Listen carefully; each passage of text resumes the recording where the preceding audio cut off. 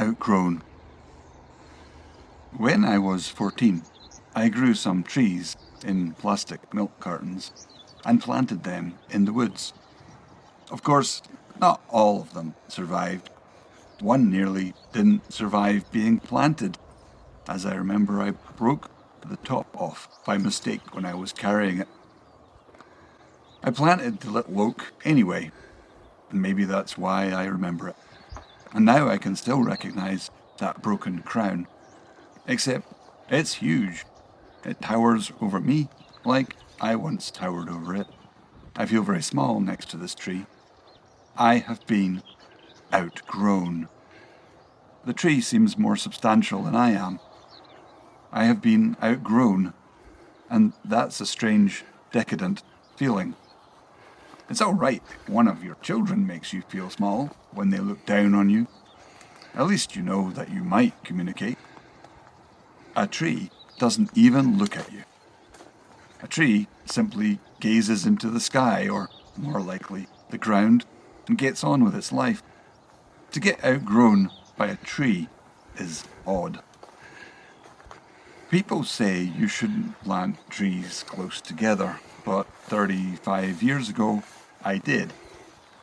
Here are two rowans that grew up together quite happily, and it even seems like they have supported each other. I grew them from seed. I remember planting them because they were so tangled together as saplings that it seemed too risky to pull them apart.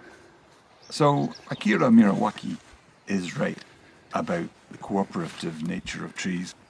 We need not pretend that thinning the trees is a good idea unless you simply enjoy cutting down trees.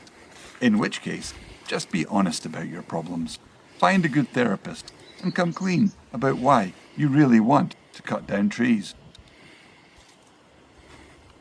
It's too late to plant any more willow now. Spring has sprung and the sap is rising. In the willow worlds, the fedge is budding and coming into leaf fast. Shoots nudge upwards, tiny leaves unfurl, and the living structures are taking shape.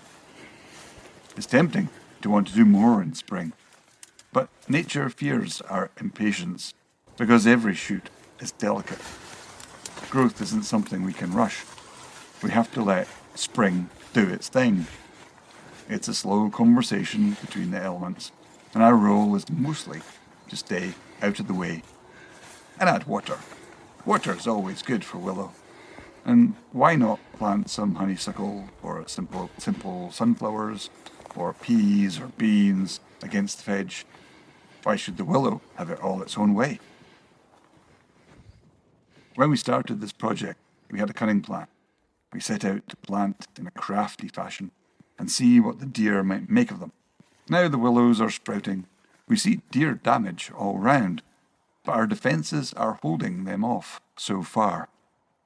There are little gaps in the fedge. We hope the deer won't find them. But perfection is not our goal. We're taking risks and not worrying too much. Already, in small ways, the fedges are weaving themselves into the land. Green shoots where bare stems were. We imagine roots finding their way beneath our feet. In time, these will grow into places of shelter and shadow, a thickening of the boundary layer. We are raising the ceiling of the ecosystem to make room for birds and bats and better, healthier air. We celebrate the simple fact that things are growing and try not to think about how one day we might all be outgrown.